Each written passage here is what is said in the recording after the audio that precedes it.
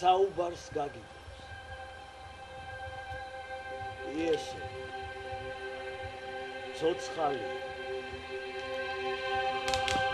ერისთავის თეატრმა 176 სეზონი გახსნა. იესოს საქმე ამ სახელწოდების სპექტაკლის საპრემიერო ჩვენება უფლისციხის მუზეუმ ნაკრძალში გაიმართა. ფსიქოლოგიური ხასიათის სპექტაკლი ბიბლიურ სიუჟეტზეა აგებული და ქრისტეს ჯვარცმის საქმის იურიდიული დეტალების გარჩევას მოიცავს. რეჟისორის მამუკა ტყემალაძის განცხადებით, ერისთავის თეატრის შემოქმედებითი ჯგუფი მაქსიმალურად ეცადა პანდემიის საპრევენციო შეზღუდვების პარალელურად მაყურებლისათვის კარგი წარმოდგენა ეჩვენებინა. უნდა დავექვემდებაროთ მოთხოვნილებებს, მაგრამ ჩვენ მაინც ყველანაირად შევეცადეთ, რომ ამ გარემოშიც ის გამოსვლოდა რაც გვინდოდა, რამდენად გამოგვივიდა ეს არ ვიცი. ცოტა ესეთი თემა, ცოტა სენსიტიური თემა, მაგრამ ეს თემა მუსირებს საზოგადოებაში. მაგრამ ჩემი თავარი სათქმელი რაც არის, რამდენი ხანიც არ უნდა ვიცხოვროთ კაცობრიობა, ის მაინც არსებობს. ეს არის თავარი ჩვენს.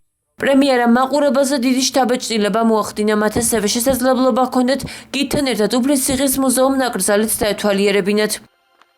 მსმენელი რაც თავი მახსოვს და დღეს ჩემთვის იყო უბედნიერესი დღე, იმიტომ რომ მე აღარ ვიცოდი თუ კიდე რამე გამაკვირვებდა.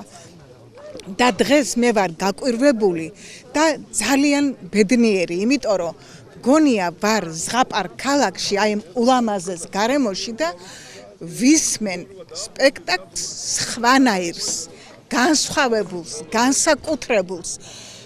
ორივე უდიდესი არტისტია ჩემი თვალით დანახული, ორივე. მე ამათი არც ერთი სუსტი როლი არ ვიცი. და რო ვიტყვი, დამთავრდა, ამის მერე რაღაცა უნდა იყოს, ისევ თავიდან იწყება.